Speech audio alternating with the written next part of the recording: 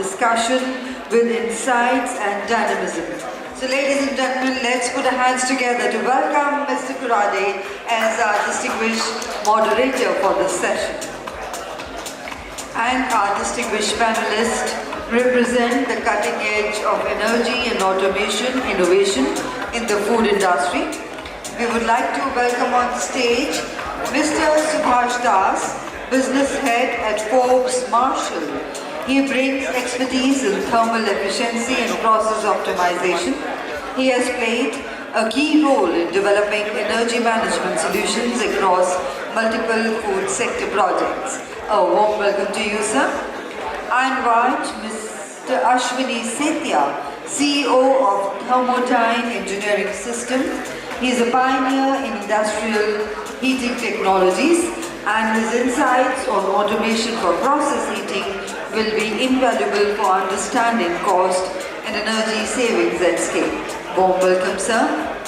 We would like to invite Mr. Kapoor, founder and CTO of Vayuguard Climate Tech Private Limited. He is at the forefront of climate control innovation and will share how intelligent environmental control systems can enhance product quality and operational resilience. Warm welcome, sir. Inviting Ms. Akanksha Ghai, co-founder of BVeg, is a passionate entrepreneur whose work intersects sustainability innovation and community empowerment. She brings a fresh perspective on smart automation's role in scaling impact-driven ventures.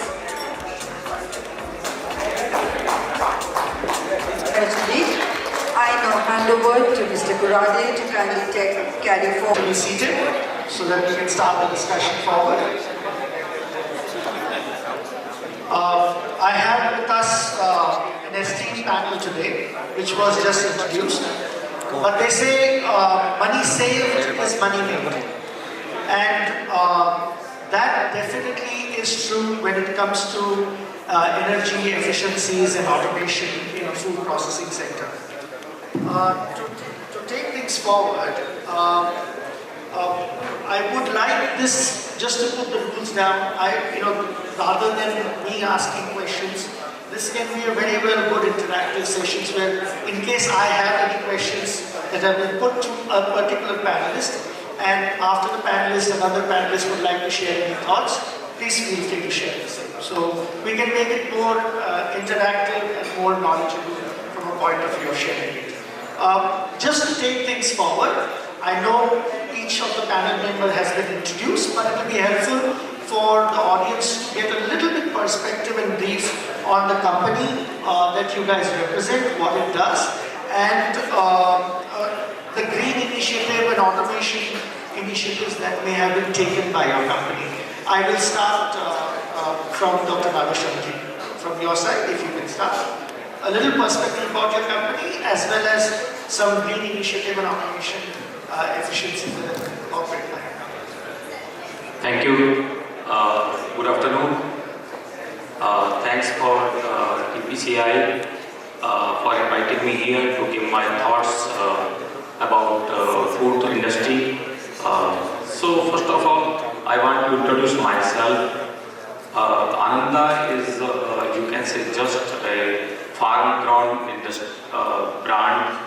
So my family was just a farmer.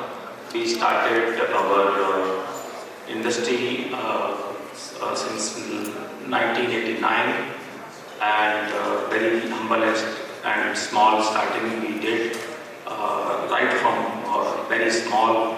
One shop we had in 1984, and today we are having near about 2,500 crore turnover of our group, and near about 6,000 places we are operating milk. We are procuring right from 3 lakh farmers. We are procuring 1 million liter per day milk from these 32 districts of UP. And we are having 6 manufacturing units having 18 lakh liter of processing infrastructure, and we are having India's biggest manufacturing unit of untouched by hands by paneer. So these kind of infrastructure they are having. I want to give you good news that Ananda is this innovative company, innovative brand. We had did world's record recognition on 27th of February. We did Guinness World Record manufacture of 205 kg, 400 grams single slab of paneer. And earlier this record was with Germany. We break the record of Germany. We made this big slab of paneer. And one more thing I can also explain with you, share with you, that there is the paneer whey. A lot of our young generation is using whey to make muscles. And our country is majority of whey we are importing from developed countries. A lot of countries we are importing. So people thinking that how we can make good quality of whey out of our paneer whey.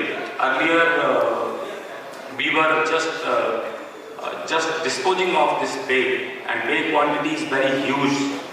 And not even in Ananda, in all of our country, whey was really a big trouble for our country. Now we have listened our one of competitor Amul has made this ethanol from whey. But what we have did, we have made WPP, whey permeate powder, and this is the real one kind of innovation we did. And this whey powder is being used in all bakery products, and it is a really good innovation. I want to also share one thing for the industry also. In food industry, all factories are having IBT. We are having this kind of infrastructure in each industry. We use this IBT for, you can say, reservation of ice bank tank for refrigeration. But we did a lot of conversation with a lot of industry experts. We established one HBT, heat bank tank. And it's really changed the era of innovation, because a lot of heat you are just wasting in your industry. Then you can conserve your energy and you can just regenerate this energy heat also. And earlier we were using BAM technology. So what we did, this BAM is really not so much effective. Then we developed this kind of energy, means we generated this heat through solar, and through solar we heated the water, and this hot water we use in our pasteurization. So we eliminated a lot of boiler efficiency also. So these kind of innovations we are doing in our industry, and these innovations can be also explored in other food industry also. Thank you. Thank you, Dr. Just a brief, if 2-minute perspective from each will help, because we have a lot of questions to go forward. It will be just helpful. Thank you. So, good afternoon, everyone. So, my name is Kapil Kapoor. So we represent Vayuguard Climate Tech. So as the name Vayuguard, so we are in the Domino Fair. So whether it is indoor, outdoor or emission treatments, we have some Indian technologies which are being used in industry. So the topic is like for energy efficiency and operational aspect where we can improve the efficiency levels. So there are technologies and beyond that it's a number game. So once you have the data, you can decide that which technology we want to opt and which factor or which aspect we need to address. For example, power saving. So I came from the HVAC background, so air purification. So in HVAC system, 50% of the building's energy is being consumed by the chillers and water systems to maintain the better temperature or the relative humidity inside the premises. So when we say indoor air quality, so it is directly related with the production as well as the health of the employees which are being there. So you might have noticed in winters the absenteeism is very high, just because of the bad air quality or maybe due to the viral diseases which are known to to the cross-infection diseases from one person to another. So if one person is carrying viral disease, it will be thrown into the load will be thrown into the atmosphere, and we are living in a recirculation space. The load will be there, and that can be inhaled by the another person. So once one is getting infected, another person is more prone to infection of that particular disease. So previous session, Mr. Ashish, I guess, talked about the filtration levels. So there are filtration levels which are being used by the industry. But by putting up those back filter or higher efficiency filtration levels which consumes more energy, though there are technologies available in India which are already made in India as well, so which can reduce the power consumption and give you the lower recurring cost, because these technologies are used for reusable kind of things, like you can wash it and reuse it again. So for the mechanical filtration, you can't reuse it. You have to discard it and you have to replace it with a new set of filtration. That is again a huge capex or recurring cost for the manufacturing unit. So we are working in the same domain where we are using IoT, machine learning and AI. With the help of that, we are just putting up the culprits out of the picture, so you can decide where you can save the power, where you can save the efficiency levels in the HVAC system. So that's how we are working in this domain. Thank you so much. Thanks, please. 2 minutes. We have the opportunity of talking about energy efficiency. I am a first generation entrepreneur and I represent Thermodyne engineering systems. We are in the business of manufacturing steam boilers. As we all know, India's economy largely depended upon agriculture, and for agriculture, food processing is the savior, because unless we process our foods, there is a lot of wastages. And for any food processing industry, work is like a heart. And we manufacture that heart of the food processing industry. We have multiple innovations to look at it, like we have been, apart from manufacturing efficient boilers, we also pioneered in the field of heat recovery systems. We have made pressurized heat recovery module that can recover almost 30% heat from the condensate. Yes, we have been also pioneering in terms of customer service. We do, I have seen a lot of times customers have a requirement of certain capacity boiler, and generally most of the customers are using oversized boilers. We do detailed heat load calculations. We try to find out what are the heat recovery potentials. That has been our forte. Thank you very much. Hello, good afternoon everybody. My name is Akanksha, Ghai, and I'm coming from the perspective of being a founder to BVeg Foods. We've got a legacy of close to 70 years in food processing.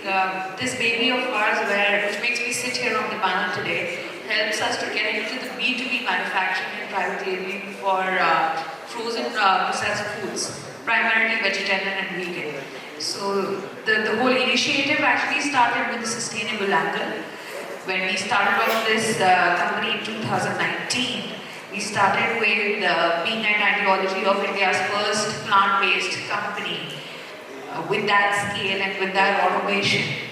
And of course, later on, it got reformed and added a lot more products, vegetarian products to its basket and portfolio. Because sustainability actually, as one of my previous panelists did not hit off the way we should have. Talking about this in further prospects, I'll just introduce myself here today. I'll be happy to take other questions from Sagar. Thank you. Good afternoon, I am Subhasis. I am from Forbes and we have been a company into the area of steam engineering and process instrumentation from a long time in Indian industry. So to start with today's session, and thanks to TPCI for this opportunity, and I would like to bring two broader aspects. One is starting from the first session and what was said by our esteemed guest in terms of the impact on SDG goals. So if you look at any industry, there are three areas which impacts an industry. There is an impact of OPEX, there is an impact of SDG goals, which is around the environment, in terms of energy, in terms of waste, in terms of water, and societal impact. And third is the impact that the company owns drives, that is the circle of growth. So when these three merge together, there is a trifecta effect which actually takes the companies in the long run. and Forbes Marshall plays a good role in supporting the SDG goal impact, and the second part is the OPEX impact. So this is a broader perspective. Now, Forbes Marshall is working in the field of steam from a very long time. If I come to a broader perspective of steam, so almost 25 to 40% of energy in process industry goes away in steam. So, and the steam is generated from fossil fuel as well as from non-conventionals and biomass today. But this totally contributes to 8 to 10% of greenhouse emission. So this is an area where we are working towards to help our steam users into the fraternity. This is a broader perspective. If you come down to the micro perspective, any steam system has got also a hierarchy, just like Maslow's used to have a hierarchy of human needs. So a steam system also is divided into 3 parts. The lowermost, the base of the triangle, is the stop wastages. So we work towards with the plant in identifying opportunities that how do we stop wastage, whether it is the condensate return to the plant, whether it is the waste heat recovery from the boiler or the waste heat recovery from the process or any utility equipment. That's the first part where you can save 8 to 10% on your actual fuel bill of thermal energy. The second part of the triangle, that's the middle part, is the optimized energy, where actually you work towards optimizing the system efficiency, whether it is a boiler, whether it is a chiller, whether it is a compressor. And the topmost part of the triangle is something which is like next step, like going towards complete digitalization or changing energy source from today's fossil to some kind of a hybrid, like a geothermal or a solar or a wind combination based. So all this put together, we have a huge impact on the steam system of any process industry. Of course, depending on the size of the plant, from a mid-sized plant to a small plant to a large plant, the general ratios remain same. If you design the system correct, implement the system correctly in terms of sizing and proper equipments, and sustain the KPIs that we design, then any conventional design to a benchmark design plant in same system will save somewhere between 20 to 25% on the fuel bill. That's the overall thing that we do as a company. And I think rest I will try to address more during questions. Thank you, Mr. Das. So, my question goes to the ladies first from the point of view of Akanksha. Akanksha, you are a startup, that was a successful startup at that, and it's been 5 odd years or 6 years that you have gone and doing well for yourself. So, when you started, what were the challenges that you faced in incorporating energy efficient systems in your startup, and how did you overcome them? Any perspective you can give in terms of the challenges you faced as a startup? And there are lots to learn from you also, so it will be helpful from point of view of what were the energy efficient systems incorporated and how were they overcome? Thanks for the question. I've got a very funny story. When we started, my plant is basically based out of one of the villages in Suman. And if you look at the nearby area, it's just more farmlands. So it was for us to get the change of land use and everything done around. And by the time we were in the process, we as founders, the company is basically being founded by me and my husband. We came across a very strategic challenge that everywhere the electricity around the farms is basically the agri-electricity, right? Rather than an industrial electricity which is required to be 24/7.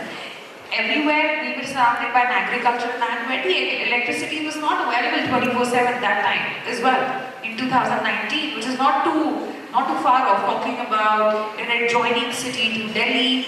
This is what you expect, where there would be electricity a day and the next day it will be off for 4 days, and then it'll be very erratic in terms of supply. In that case, we realized that we, as a manufacturing setup, we really can't work around, with such an erratic supply, with gensets and everything around. So we were the first, and we still are, a manufacturing unit which had to get all the electricity lined up from the main center to ourselves, where we had to put across all the poles from the main center to our manufacturing unit. There was a huge expenditure which we had to do out of our pocket in order to get this through. because we couldn't be relying on the agri electricity.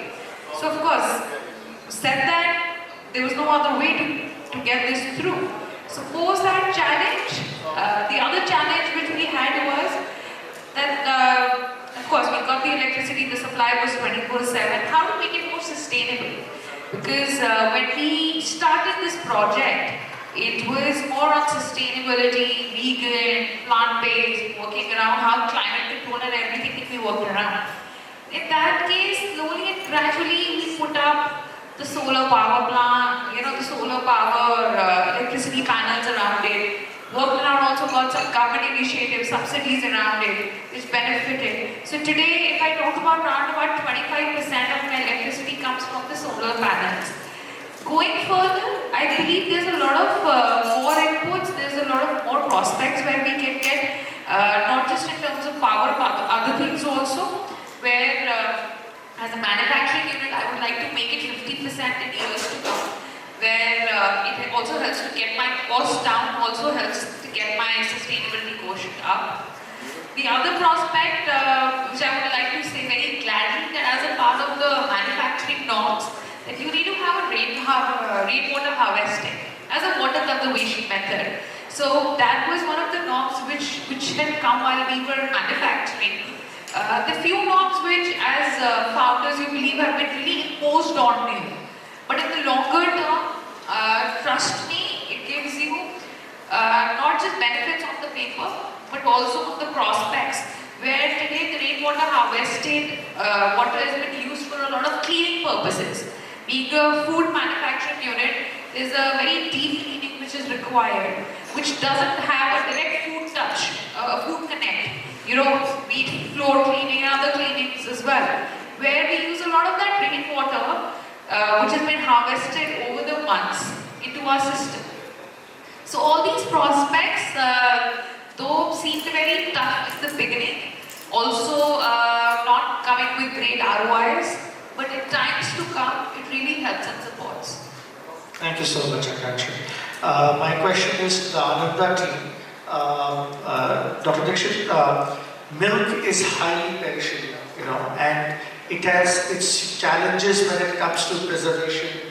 And so if you can share some perspective in terms of energy efficient systems and automations that have been used by your company in ensuring preservation of milk and ensuring better quality with regard to the milk that you using.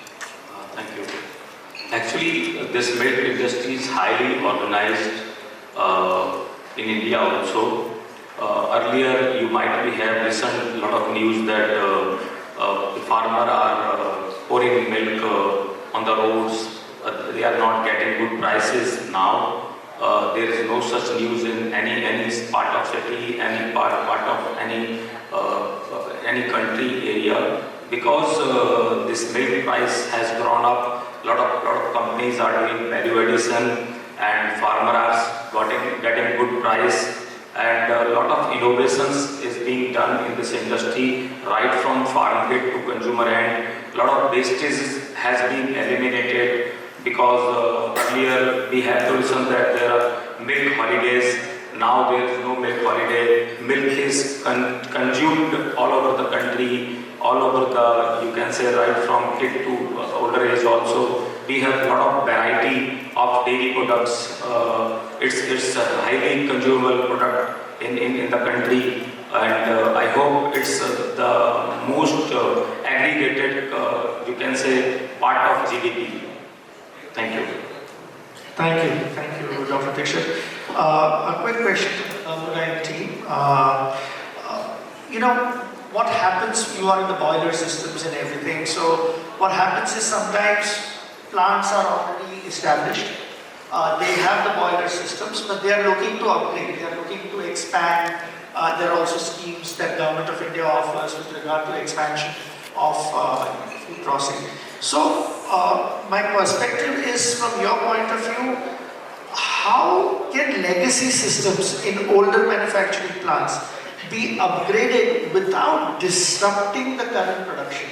So if you are looking to put a boiler system in place and the plant and production does not require to be interrupted, how would you go about ensuring that a new boiler is put into place while there is a least disruptive impact on the production of the manufacturer. This happens most of the time because everybody grows, so does the food processing industry. First of all, we do the detailed audit, kind of energy audit of the plant. You see, the best way to save energy is to conserve energy is to eliminate unnecessary requirements. Because we have found there are so many places where energy cannot be created, it is converted. So most of the time we find there are hundreds of wastages in a plant. Just to give you an example, as Akanksha was saying, we did some work for a food processing industry long back, maybe 20 years back. That particular industry was needing 10,000 liters of water per hour, and they were using a boiler for that particular reason.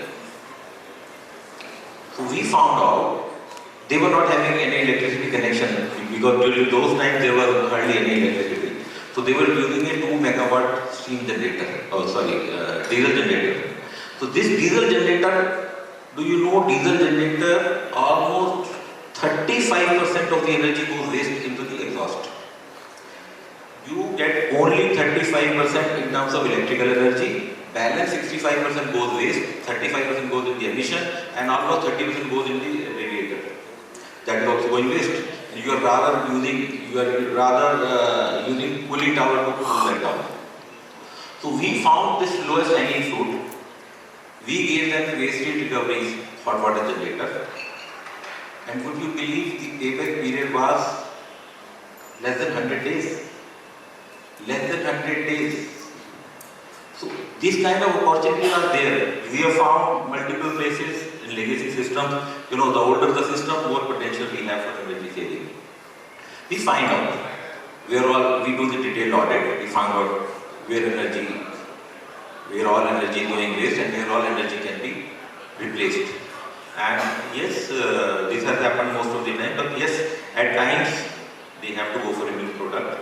In that case, we have other solutions like we can give you even small electric boilers. That also works towards sustainability. This can be put as an add-on without disrupting their system. Lovely. Thank you so much, Ashwani ji. A question to the Thermodyne team associated. I mean, from a perspective of, Forbes Marshall team, I apologize, Mr. Das. So I remember, as our company, Suman Food Consultants, we had done a study for National Meat and Poultry Processing Board quite some years back, pre-COVID, where through Ministry of Food Processing, the study was related to like meat and poultry sector does a lot of energy usage. So there was a greening initiative, and what greening initiatives can be taken to save on the energy cost. So my question is, the one thing that we had issue at that time, and we met different companies in the sector, was, see, companies understand return on investment. Alright, for them all that matters is, if I'm going to incorporate a system, how is it going to benefit me from a point of view of return of investment? So, I mean, I know to a boiler there are so many things other than just a boiler. So if you can just highlight how incorporating these energy efficient and green technologies help an entrepreneur in return of investment to their cost. Thank you. So as I said in the beginning, out of those three circles, one of the important part was OPEX and CAPEX. Now, let us look into any process industry, whether it is meat processing, dairy, or a noodle, or a potato snack. The steam circuit remains common. So there is a boiler. From boiler, the steam travels via the distribution to the process area, where the steam heat is getting utilized, and whatever remaining heat is remaining as wastage has to be returned back into the system. So that ideal circuit achievement actually enables a better energy efficient system. That's the most important point. Now, as I said, that return of investment. Now, if you look at, there are three areas of return of investment. One area is the lower part of triangle, what I told, optimize all your losses. So what are your losses into the system? The losses are losses in distribution, The losses are losses in utilization and losses in the recovery while the journey back to the boiler. The general ROI of this kind of an saving or an energy conservation proposal is somewhere between 6 to 8 months. That's all. You have to recover the heat into the process and give it back to the system, that is the generation boiler. If you go to next level of triangle, which was the middle one, the optimized efficiency, there the paybacks are usually in the range of 8 to 10 months, and those are larger part of the savings that actually accrue into it. And the last part was the top of the triangle when you implement altogether different schemes. Like suppose, I'll give you an example of a chocolate plant where you integrate all the heat sources and you recover all the waste heat and put it into all the sink in the plant. That calls for design implementation, that calls for technology intervention, and where the paybacks could be in the range of 15 months to 24 months. But all energy conservation proposals, most of them, I would say 95% of them, will have a maximum ROI of 2 to 2.5 years. So within 30 months you can recover, unless and until you are talking of a complete process technology change. From utility perspective, that's the highest. That is when I am talking, we are bringing in the complete perspective of heat change. We are moving to hybrid. But the lower section of the saving starts from between 4 months to 6 months.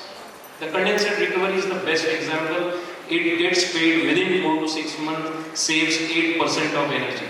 If you do optimize efficiency, that is optimize all the heat recovery equipments in the plant, you will save another 6% on your annual fuel bill, which will give you a payback in 10 months. So these are the starting points.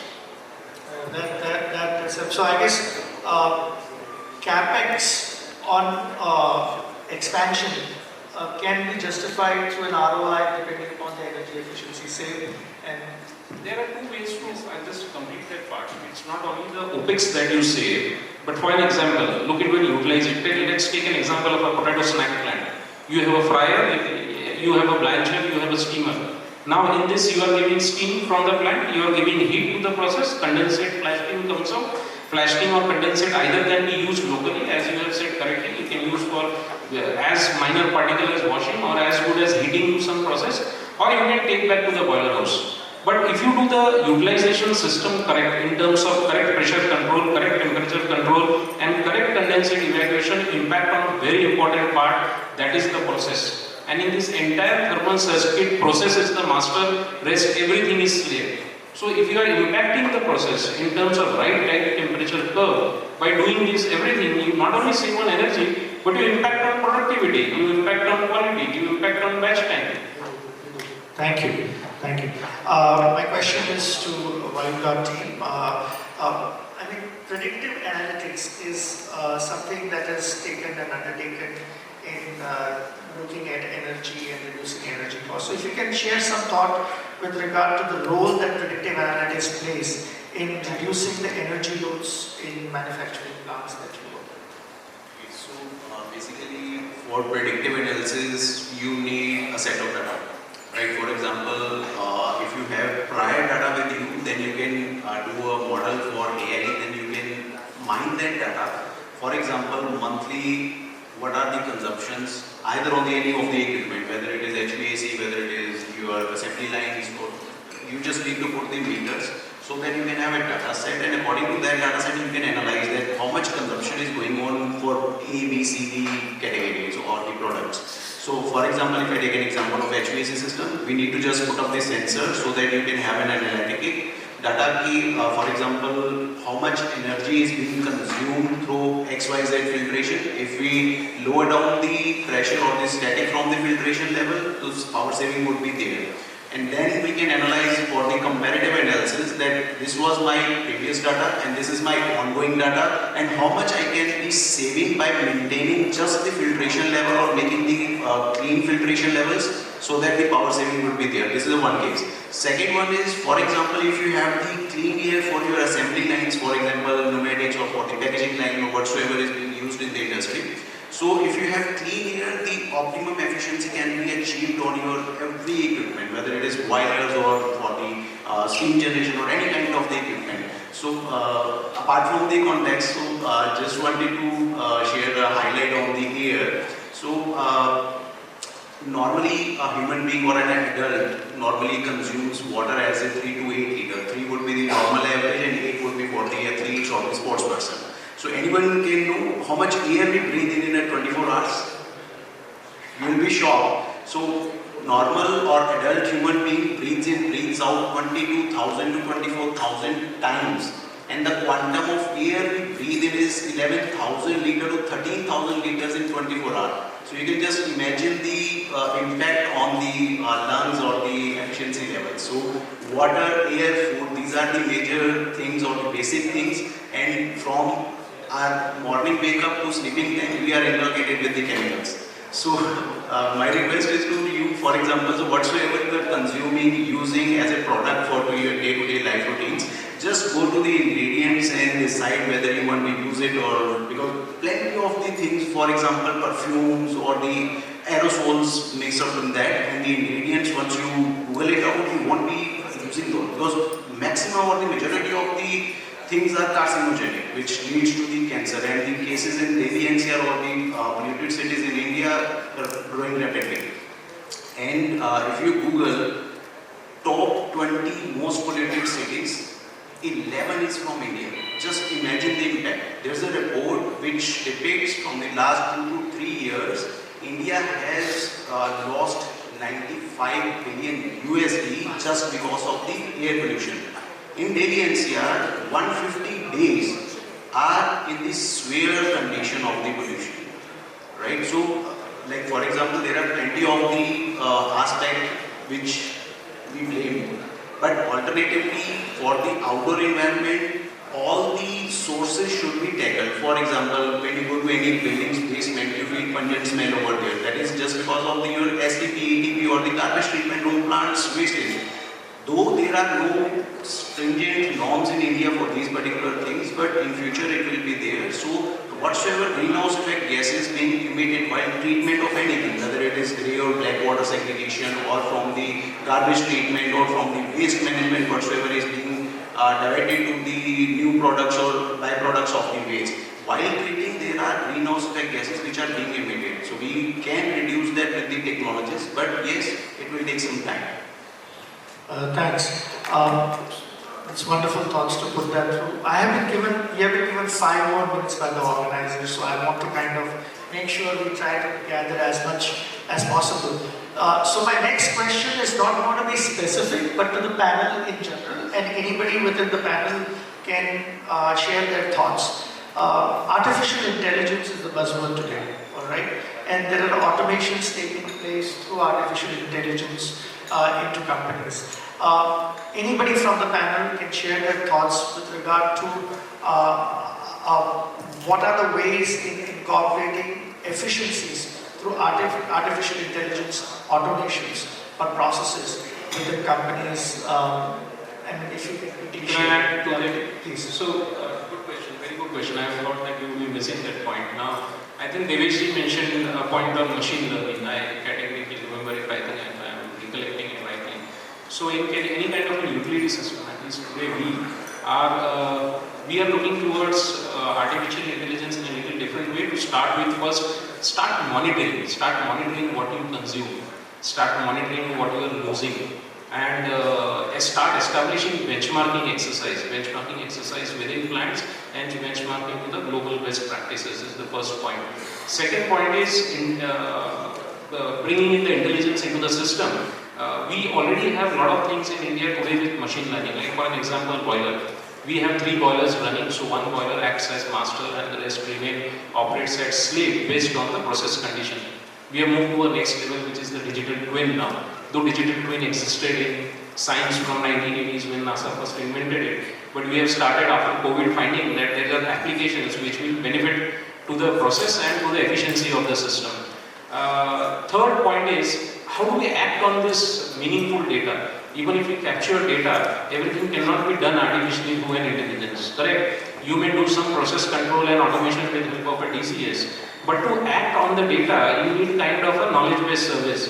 And I think digitalization plus acting on that data with the knowledge-based service, which will impact to the industry the best. Open to the panel, please, and nothing too long, but just the perspective would be helpful. As Mr. Das mentioned, investing on energy efficiency is the lowest hanging fruit. Sometimes just monitoring your flue gas temperature, what is the cost of temperature change, maybe less than 1,000 rupees. It can give you a lot of insight. So there are tremendous opportunities. Today we have a lot of AI systems. We can integrate this. We can have notification whenever it happens, rather than depending on an operator. We can have we can monitor our emissions. We can put sensors. You may be sitting at Mumbai or Kolkata. You can monitor what is your boiler flue gas composition is going, what is the temperature, what is the water chemistry going into it, what is the pressure, temperature, any critical parameter. Nowadays it has become so cost effective. Just monitoring, I would say, you call it artificial intelligence. Yes, it existed, I think, since 70s. So these are all systems we can integrate into our whatever process, even food processing processes we can put. Unless we monitor everything, we will not know. So this enhancement of so much of AI system, we can always integrate and make our system much more efficient. Thank you. So as the AI sir talked about, so basically the data set which you have, according to the data set, you can train a model which sir exactly mentioned. You can Children are going to do engineering. After doing engineering, they are not going to do this petty job. So this will be upgraded, always upgraded, and it is not going to get opportunity. It is going to create much more opportunities, but of a different level. So that is the only way forward. We can't depend upon. We can't have people just for the sake of employment. We have to have efficient systems. Unless we have it, we ourselves, our own existence is threatened. We have to compete globally to multiple challenges. So that is the only way forward. I guess that was the fear when computers also got introduced a few decades back, that and the same thing will happen for AI also. We do have a lot of questions, but we have a paucity of time. I do want to encourage people from the audience to ask us any questions.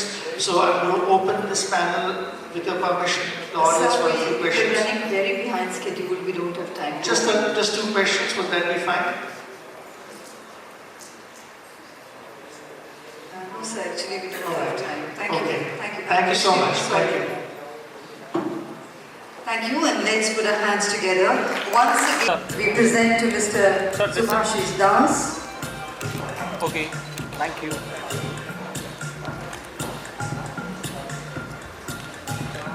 To Mr. Ashwani Setia.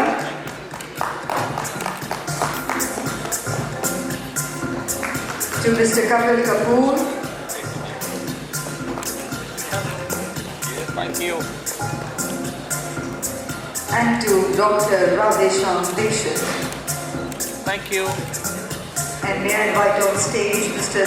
Kumar from TPCI to do the honors of felicitating our distinguished moderator, Mr. Sagar Kurade.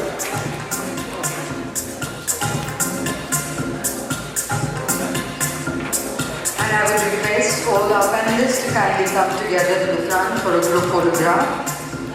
Thank you. Next panel discussion is on innovation in food. So good afternoon everyone. We are now all set to begin a compelling panel discussion titled Innovation in Food Tech, Retort and IQF Preservation Game Changers. With rising demand for convenience foods, longer shelf lives and global export viability, technologies like retort processing and individual quick freezing are